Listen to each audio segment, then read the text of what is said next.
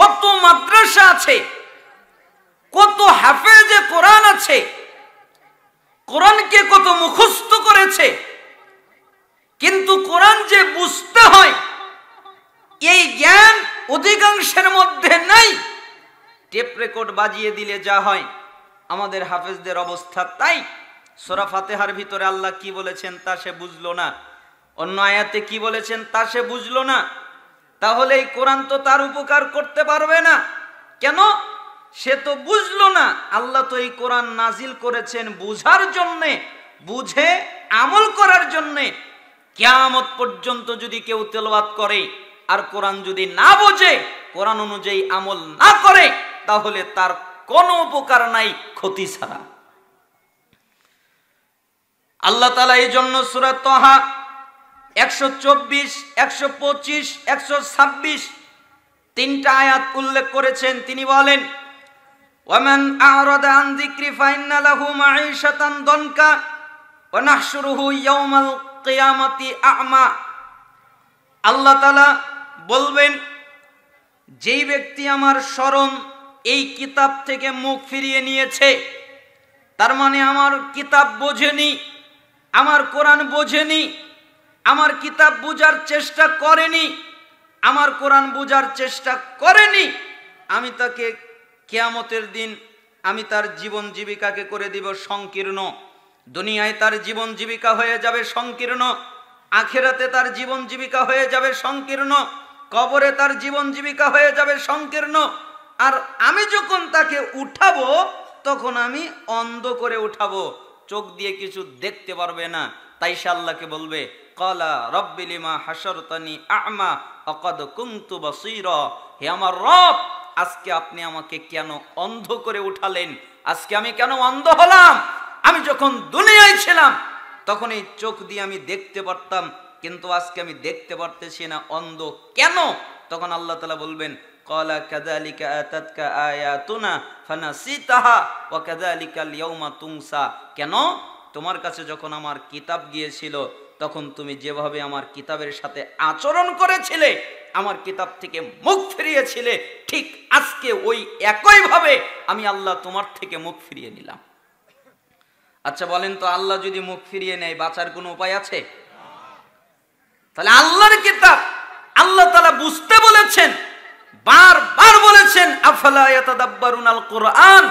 তারা কেন কোরআন নিয়ে গবেষণা করে না? তারা কেন কোরআন নিয়ে চিন্তা করে না? সূরা যুখরুফের 36 নম্বর আয়াত আল্লাহ তাআলা বলেন, ওয়ামাইয়াশু আন যিকরির রহমান নুকাইয়িদ লাহু শাইতানা ফাহুয়া লাহু কারিন। যেই ব্যক্তি আমার এই স্মরণ থেকে মুখ ফিরিয়ে নেবে, আমি তার সাথে একটা শয়তানকে নিয়োজিত করে দেব। ফাহুয়া লাহু কারিন, ফলে শয়তান হয়ে যাবে তার সাথী, সঙ্গী, বন্ধু। সে যদি কোরআন অনুযায়ী না চলে, সে যদি কোরআন না বোঝে, সে যদি কোরআন বোঝার চেষ্টা না করে, তাহলে আমি আল্লাহ তার সাথে একটা শয়তান লাগিয়ে দিব, শয়তানকে পার্মানেন্ট করে দিব। সেই জন্য সালাফরা বলতেন, যার বন্ধু কোরআন, শয়তান হয়ে যায় তার শত্রু, আর যে কোরআন থেকে বিমুখ থাকে, শয়তান হয়ে যায় তার বন্ধু। এজন্য শয়তান যা বলে ও তাই করে। সূরা ফুরকান 30 নম্বর আয়াত আল্লাহ তাআলা বলেন, ওয়াকালা রাসূল ইয়া রাব্বি ইন্না কওমি ইত্তাখাযু হাযাল কুরআনা মাহজুরা।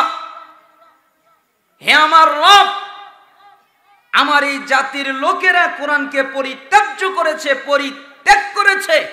এজন্য আজকে আমি তাদের বিরুদ্ধে মামলা দায়ের করলাম। কেন? আমার কোরআনকে পরিত্যাগ করেছে।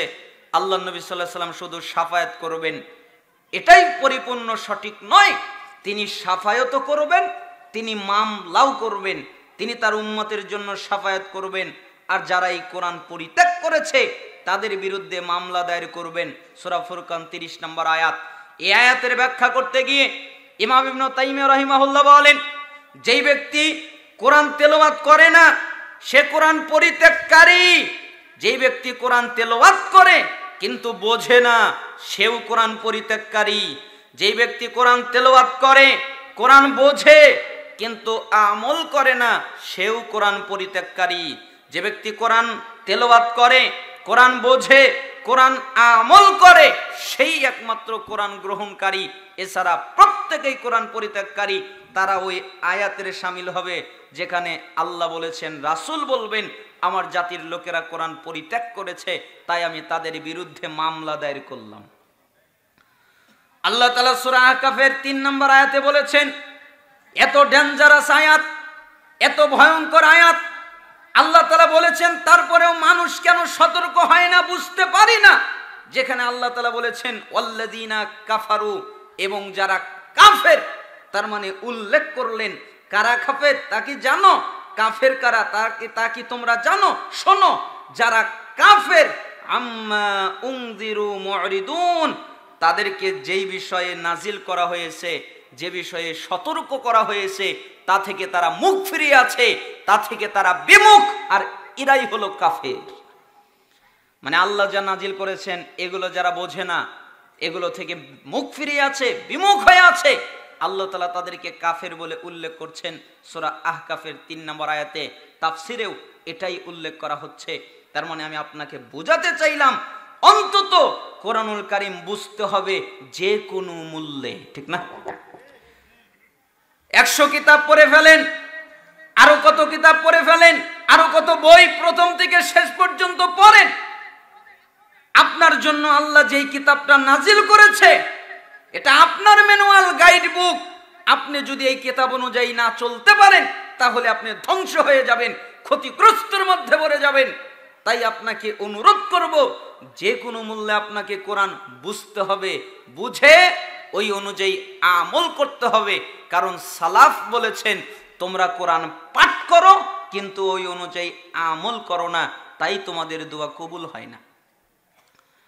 আকুলতুম নুহিব্বুর রাসূল সাল্লাল্লাহু আলাইহি ওয়াসাল্লাম ওয়া তারাকতুম সুন্নাতাহু।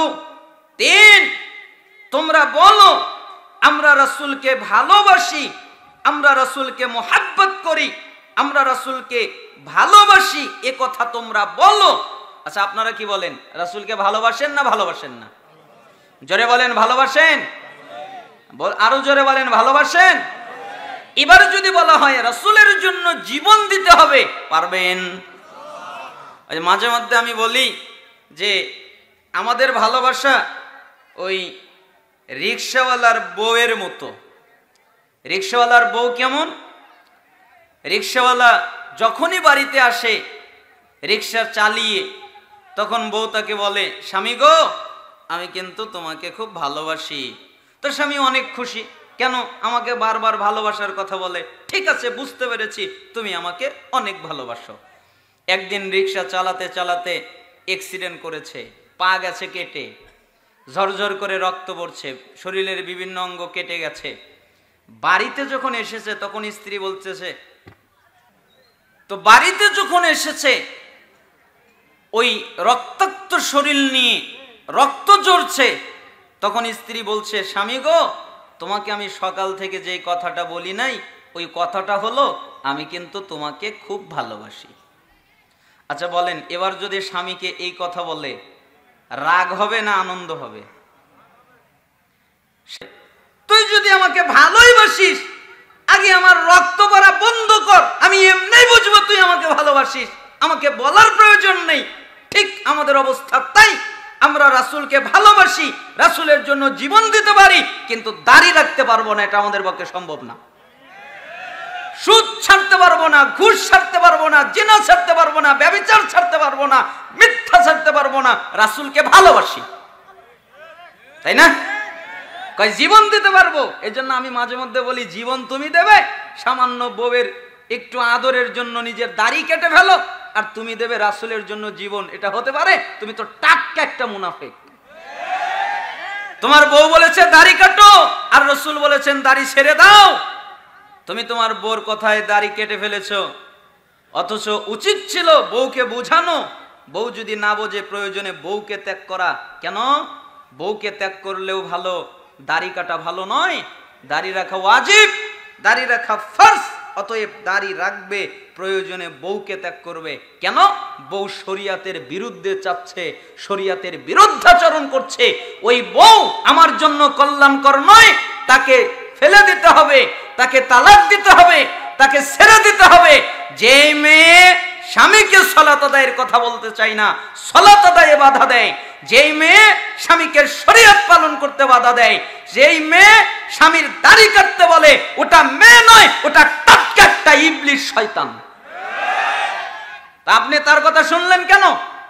এই জন্যই সালাফ বলেছেন, তোমরা বলো আমরা রাসূলকে ভালোবাসি, আমরা রাসূলকে মহব্বত করি, এ কথা ঠিক, কিন্তু তোমরা রাসূলের সুন্নাত মানো না। রাসূলের সুন্নাত মানে না।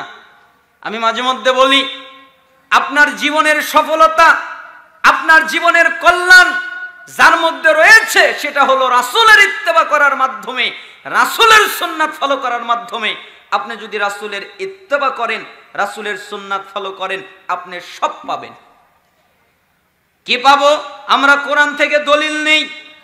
আল্লাহ তাআলা সূরা আলে ইমরানের 31 নম্বর আয়াতে বলেছেন, কুল, হে নবী আপনি বলেন, ইন কুনতুম তুহিব্বুনাল্লাহ ফাত্তাবিউনি ইউহিব্বুকুমুল্লাহ ওয়া ইয়াগফির লাকুম যুনুবাকুম ওয়াল্লাহু গফুরুর রহিম।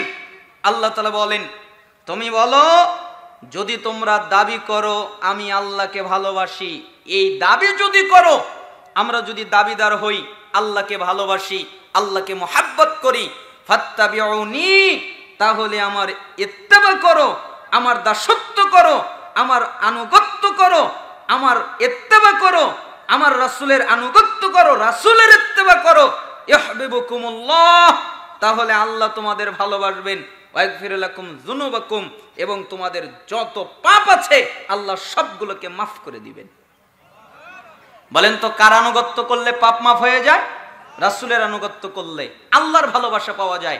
দুটি জিনিস এখানে পাওয়া গেল, একটা হচ্ছে আল্লাহর ভালোবাসা, আর একটা হলো পাপ থেকে বাঁচা। আল্লাহ তাআলা সূরা নূরের 52 নম্বর আয়াতে বলেন, ওয়ামাইতিউল্লাহ ওয়া রাসূলাহু ওয়া ইয়াখশাল্লাহ ওয়া ইয়াত্তাকিহি ফাউলাইকা হুমুল ফাইজুন।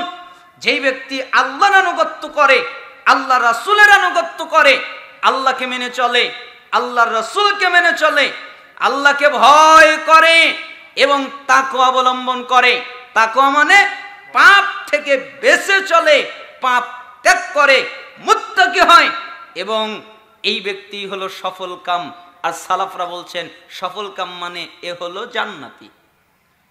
আল্লাহ সুবহানাহু ওয়া তাআলা সূরা আরাফের 158 নম্বর আয়াতে বলেন, ফাআমিনু বিল্লাহি ওয়া রাসূলিহিন নাবিয়্যিল উম্মিয়্যি আল্লাযী ইউমিনু বিল্লাহি ওয়া কালিমাতিহি ওয়াত্তাবিউহু লাআল্লাকুম তাহতাদুন।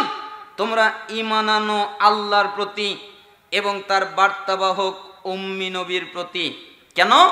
ওই নবী আল্লাহর প্রতি ঈমান এনেছেন, আল্লাহ যেই কিতাব নাজিল করেছেন ওই কিতাবের প্রতি ঈমান এনেছেন ওই নবী। অতএব তোমরা ওই নবীর আনুগত্য করো, ইত্তেবা করো, অনুসরণ করো, লাআল্লাকুম তাহতাদুন, তাহলে তোমরা হিদায়াত পেয়ে যাবে। বলেন তো, রাসূলের আনুগত্য করলে কি পেয়ে যাবে? হিদায়াত। তাহলে এই তিনটা আয়াতের মধ্যে চারটা জিনিস পাওয়া গেল। এক, আল্লাহর ভালোবাসা; দুই, হিদায়াত; তিন, সমস্ত গুনাহ মাফ; চার, জান্নাত। বলেন আপনার আর কি লাগবে? আল্লাহ তাআলা আপনাকে ভালোবাসলেন, আল্লাহ তাআলা আপনাকে হিদায়াত দান করলেন, আল্লাহ তাআলা আপনার গুনাহ ক্ষমা করে দিলেন, আল্লাহ তাআলা আপনাকে জান্নাত দিয়ে দিলেন, আর কিছু লাগবে? এজন্য রাসূলের আনুগত্য করার মাধ্যমে আপনি সমস্ত কল্যাণ পেয়ে যাবেন। তাই সালাফ বললেন, তোমরা বলো আমরা রাসূলকে ভালোবাসি, কিন্তু রাসূলের সুন্নাত ত্যাগ করো, এটা তোমাদের জন্য উচিত নয়। অকুলতুম নালানু ইবলিস ওয়া তা'তুমুহু। চার, তোমরা বলো ইবলিস ভালো নয়, ইবলিস মন্দ, ইবলিস খারাপ, ইবলিস জঘন্য। আচ্ছা, আপনারা কি মনে করেন ইবলিস ভালো না খারাপ? তাহলে সবাই মনে করে ইবলিস খারাপ, কিন্তু উল্টা তোমরা ইবলিসকেই মানো। কাকে মানে? ইবলিসকেই মানে। ওদিকে বলে রাসূলকে ভালোবাসে, এদিকে বলে ইবলিস খারাপ। করেন আরেকজনের গীবাত করেন। আমি বক্তা, আরেক বক্তার গীবত করছি, আমি বক্তা আরেকজনের গীবাত করছি, আরেকজনের মান সম্মান নষ্ট করছি। বলেন আল্লাহ আমাকে মাফ করবে কিনা? করবে? কোন কালেও করবে? আল্লাহ কখনো মাফ করবে না। আল্লাহ যদি মাফ করেন আল্লাহ হবেন জালেম, আর আল্লাহ তাআলা নিজের উপরে জুলুম করাকে হারাম করে দিয়েছেন। নাউযুবিল্লাহ, এটা হতে পারে না। এই জন্য আল্লাহ কাউকে মাফ করবেন না যতক্ষণ পর্যন্ত যার গীবত করা হয়েছে সে মাফ না করে। এখন তো আমরা মানুষের সম্মানের দিকে তাকাই না, মানুষের ইজ্জতের দিকে তাকাই না। আবু হুরায়রা রাদিয়াল্লাহু আনহুর একটা হাদিস মনে পড়ে গেল।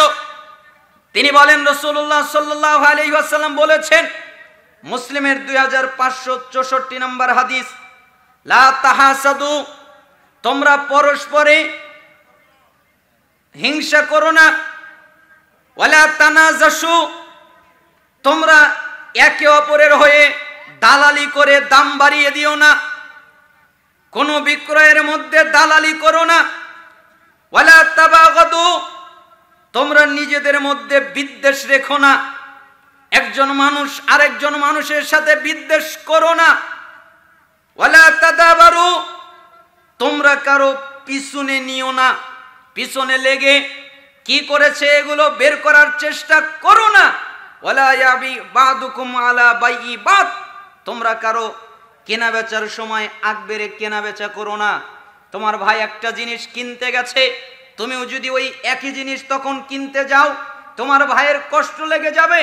তোমার ভাই এক জায়গায় বিবাহের প্রস্তাব দিয়েছে, তুমিও যদি ওই মেয়েকে বিবাহের প্রস্তাব দাও, তোমার ভাইয়ের কষ্ট লেগে যাবে। তাই তোমরা কারো বিক্রয়ের সময়, কারো ক্রয় করার সময় আগ বেড়ে কেনা বেচা করো না। ওয়াকুনু ইবাদাল্লাহি ইখওয়ানা, তোমরা সবাই আল্লাহর বান্দা, ভাই ভাই হয়ে থাকো, একত্রিত হয়ে থাকো। আল মুসলিম আখুল মুসলিম, মুসলমান মুসলমানের ভাই, মায়ের পেটের ভাই যেমন ভাই, একজন মুসলমান আরেকজন মুসলমানের ভাই। মুসলমান মুসলমানের ভাই, লা ইয়াজলিমুহু, মুসলমান মুসলমানের উপরে জুলুম করতে পারে না, ওয়ালা ইয়াখযুলুহু, মুসলমান মুসলমানকে লজ্জিত করতে পারে না, ওয়ালা ইয়াকযিবুহু, মুসলমান মুসলমানের সাথে মিথ্যা বলতে পারে না, ওয়ালা ইয়াহকিরুহু, মুসলমান মুসলমানের কে তুচ্ছ তাচ্ছিল্য হেয় করতে পারে না। আত্তাকওয়া হাহুনা ওয়া ইউশিরু ইলা সাদরিহি সালাসা মাররাতিন, একথা বলে তিনি বুকের দিকে ইঙ্গিত করলেন 3 বার। তাকওয়া এখানে, তাকওয়া এখানে, তাকওয়া এখানে। বিহাসবি ইমরিইম মিনাশ শাররি আইয়াহকিরা আকাহুল মুসলিম, প্রত্যেক মুসলিমের উপরে হারাম অপর মুসলিমের জন্য। কোন মুসলিম অপর মুসলিমের উপরে তুচ্ছ তাচ্ছিল্য করতে পারে না। কেন? কোন মুসলমানের, কোন মানুষের খারাপ হওয়ার জন্য এতটুকু যথেষ্ট, সে আরেকজন মুসলমানকে তুচ্ছ তাচ্ছিল্য করে। এই লোকটা খারাপ, আমি যদি আরেকজনকে তুচ্ছ করি, তাচ্ছিল্য করি, তাহলে আমি খারাপ। কুল্লুল মুসলিম আলাল মুসলিমে হারাম দামুহু ওয়া মালুহু ওয়া ইরদুহু, প্রত্যেক মুসলমানের উপরে অপর মুসলিমের জন্য হারাম। মুসলমান মুসলমানের রক্ত ঝরাতে পারে না, মুসলমান মুসলমানের সম্পদ কেড়ে নিতে পারে না, মুসলমান মুসলমানের মান সম্মান নষ্ট করতে পারে না। এটা মুসলমান করতেই পারে না। তাম পৃথিবীর মানুষ যদি এই এক হাদিসকে মেনে নেয়, এই হাদিস অনুযায়ী নিজের জীবন পরিচালনা করে, তাহলে গোটা দেশের অধিকাংশ মানুষ সুন্দর নাগরিকে পরিণত হয়ে যাবে। আপনি বলছেন, আল্লাহ বলছেন, নিজেই বলছেন, আমাকে ডাকো, আমি তোমার ডাকে সাড়া দিব, অথচ আমি ডাকি আল্লাহ দেয় না। এরকম কেন? ঘটনা এরকম। অনেক কিছু আল্লাহর কাছে চাই, কিন্তু চাওয়াটা পূর্ণ হয় না, ঠিক না? পাই না। ইব্রাহিম ইবনে আদহাম রাহিমাহুল্লাহ বললেন, ও বুঝেছি, 5 কারণে আল্লাহ তোমার প্রতি রাগ করেছেন, সেজন্য তোমার দোয়াকে কবুল করে না। তুমি 5টা গুনাহ করেছো, 5টা অপরাধ করেছো, 5টা অন্যায় করেছো, সেজন্য আল্লাহ তাআলা তোমার প্রতি রাগ করেছেন। 5টা অপরাধ কি তা কি বলা যাবে? তখন তিনি বললেন, 1, আরাফতুমুল্লাহ ফালাম তুআদ্দু হাক্কাহু, তোমরা আল্লাহর পরিচয় পেয়েছো, আল্লাহর পরিচয় লাভ করেছো, আল্লাহকে চিনেছো, কিন্তু আল্লাহর হক আদায় করো না। আচ্ছা, আল্লাহর পরিচয় আমরা জানি না? আল্লাহর অস্তিত্ব আছে না নাই? আরো জোরে বলেন, আছে না নাই? আল্লাহর হাত আছে? আল্লাহর পা আছে? আল্লাহ কি কথা বলেন? মাশাআল্লাহ। তাহলে আল্লাহর পরিচয় জানেন। এক শ্রেণীর লোকেরা বলে যে আল্লাহর অস্তিত্ব নাই, আল্লাহ নিরাকার। তা আমি বলি যে আল্লাহর যদি অস্তিত্ব নাই এটা হয়, আর তারাই বলে জান্নাতের সবচেয়ে বড় নিয়ামত আল্লাহকে দেখা, তো আল্লাহকে দেখা যদি সবচেয়ে বড় নিয়ামত হয় আর আল্লাহর অস্তিত্ব নাই, কিভাবে হতে পারে? এজন্য সালাফ ইব্রাহিম ইবনে আদহাম রাহিমাহুল্লাহ বলছেন, তোমরা আল্লাহর পরিচয় জানো, তোমরা আল্লাহর অস্তিত্ব জানো, তোমরা আল্লাহর আযাব কিতা জানো, তোমরা আল্লাহর রহমত কিতা জানো, কিন্তু আল্লাহর হক আদায় করো না। আল্লাহর হক কি? একমাত্র আল্লাহর ইবাদত করা, তার সাথে কাউকে শরীক না করা, এটা হচ্ছে আল্লাহর হক। তুমি আল্লাহর ইবাদত করবে, তাওহীদ প্রতিষ্ঠা করবে। আল্লাহ তাআলা তোমাকে তার ইবাদতের জন্য বানিয়েছেন। ওমা খালাকতুল জিন্না ওয়াল ইনসা ইল্লা লিয়াবুদুন, আমি মানুষকে আর জিনকে তৈরি করেছি একমাত্র আমার ইবাদত করবে, একমাত্র আমার দাসত্ব করবে, একমাত্র আমার বন্দেগী করবে, এই জন্য তৈরি করেছি, আর কোনো কারণে তৈরি করিনি। মা উরিদু মিনহুম মির রিজকিন ওয়া মা উরিদু আইয়ুতঈমুন, আমি এদের কাছে কোনো রিজিক চাই না, খাবার চাই না, খাদ্য চাই না, যারা আমাকে রিজিক দেবে। নিশ্চয়ই ইন্নাল্লাহ হুয়ার রাজ্জাক, নিশ্চয়ই আল্লাহ তিনি হলেন রিজিক দাতা। আমাদের দায়িত্ব হলো আল্লাহর ইবাদত করা, আর আল্লাহর দায়িত্ব হলো আমাদেরকে রিজিক দেওয়া। তার মানে তোমরা আল্লাহর ইবাদত করো না, আল্লাহর তাওহীদ প্রতিষ্ঠা করো না, এটা হলো একটা কারণ, তাই তোমাদের দোয়া আল্লাহ কবুল করে না। 2, ওয়াকরাতুমুল কুরআন ফালাম তা'মালু বিমা ফীহ, তোমরা এই কোরআনুল কারীম পাঠ করো, তোমরা এই কোরআনুল কারীম পড়ো, তোমরা এই কোরআনুল কারীম তেলাওয়াত করো, কিন্তু এই কোরআন অনুযায়ী তোমরা নিজেরা চলো না। চলে? কোরআন অনুযায়ী সবাই চলে, কিন্তু তেলাওয়াত করে, পাঠ করে,